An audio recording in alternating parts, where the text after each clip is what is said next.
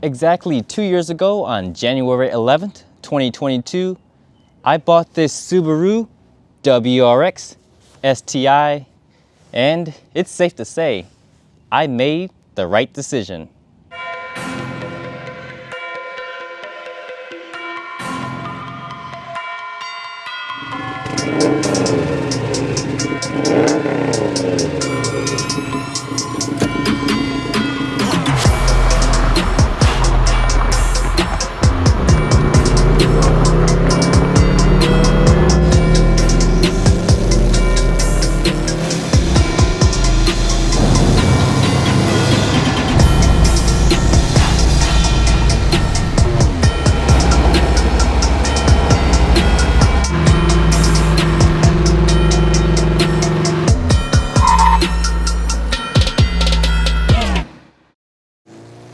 Even after daily driving this car for the past couple of years, this car still manages to put a smile on my face every time I take this car out.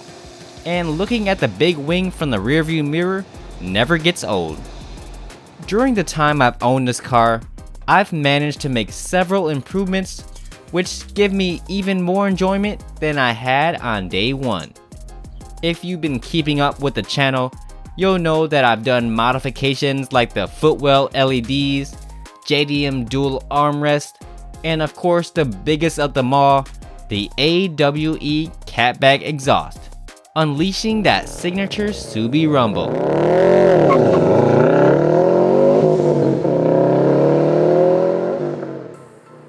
But before starting this channel, I've also done things like buy a Cobb access port and installed a Cobb SF intake to really bring out those sweet turbo noises.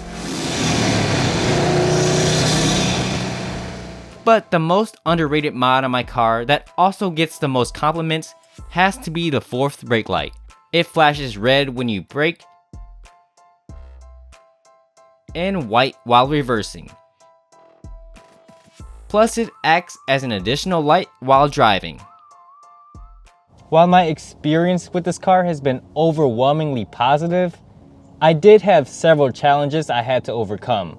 Even just getting my hands on the title proved to be a difficult task when buying a car from an online used car retailer. Used car dealerships are notorious for hiding small blemishes that you'll inevitably discover after the first couple of washes. I was already well aware of some of the blemishes on the interior from sun damage, as this car came from Arizona. However, after the first couple of washes, a few hidden blemishes began to show on the exterior. Spots of black tar covered many parts of the car. But really, worst of all, there was spots of red overspray paint, like they were spraying a red car next to this car, and it was pretty difficult to get off. Luckily, with the help of a clay bar, degreaser, and some elbow grease, I somehow managed to remove every last speck I could find. But in less than a few weeks, my car was greeted with an unidentified metal flying object on the freeway, leaving me with several scratches and a small dent on the hood. I decided to get it fixed by a body shop, only to be followed shortly thereafter by smaller dings that just became too much to continuously get fixed professionally, teaching me just how touchy touch-up paint can be, especially on a metallic car, as silver is not a solid color, but a reflective tone made up of multiple shades of gray from white to black. Then I began to have problems with my backup camera not coming on when putting my car in reverse, which was soon recalled, so luckily Subaru fixed it for free. And of course, this year, with my AC compressor failing so soon, has given me my first taste of why Subarus have the stigma of being unreliable. Owning this car has definitely taught me some of the harsh realities of car ownership.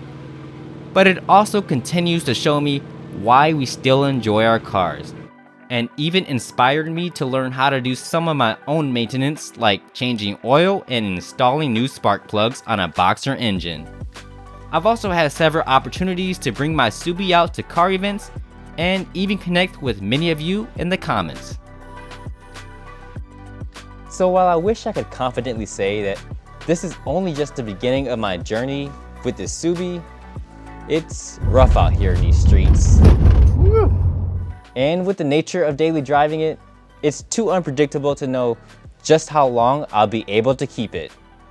So in the meantime, I'll just continue to enjoy it and appreciate it each and every day. And hey, if you want to come along for the ride, be sure to get subscribed. And I'll see you in the next one.